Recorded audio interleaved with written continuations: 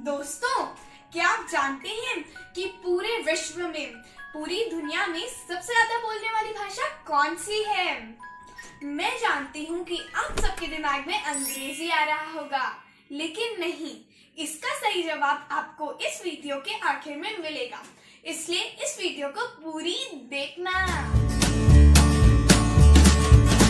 स्वागत है आपका मेरे YouTube channel Mahi and Lavi swag पे। तो आप लोग को लग रहा होगा कि आज मैं आपके साथ कुछ अलग तरीके से बात कर रही हूँ, तो वो तो आपको पता चल ही जाएगा कि मैं क्यों बात कर रही हूँ आपसे ऐसे। उससे पहले वीडियो को लाइक कर देना, क्योंकि वीडियो तो अच्छी होने वाली है ही। तो आज हम बात करने वाले हैं हिंदी दिवस पे। आप में से काफी लोग जानते होंगे कि हर साल 14 सितंबर को हिंदी दिवस मनाया जाता है।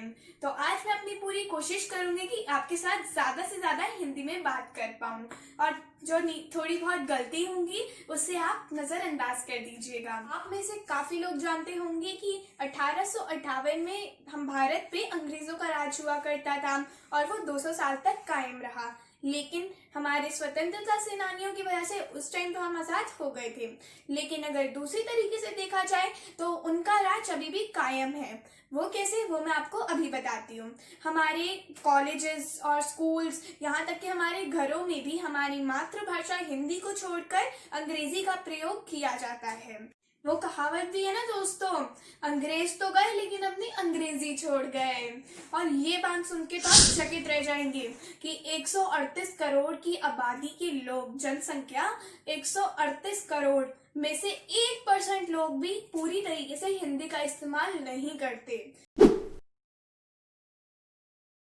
उदाहरण के तौर पे देखें तो अगर हम आम बात भी लें, जैसे मैं बोलती हूँ कि मैं टीवी देखने जा रही हूँ, तो ना ये हिंदी है और ना ये अंग्रेजी है। अगर मैं हिंदी में बोलूंगी तो बोलूंगी मैं दूरदर्शन देखने जा रही हूँ, और अगर मैं अंग्रेजी में बोलूंगी तो बोलूंगी I am going to watch TV. तो ना ये अंग्रेजी है और ना ये हिंदी है। कई शब्द तो ऐसे होते हैं कि हम उसे रोज इस्तेमाल करते हैं, लेकिन हिंदी में हमने उसे जानने की कोशिश तक नहीं की होती।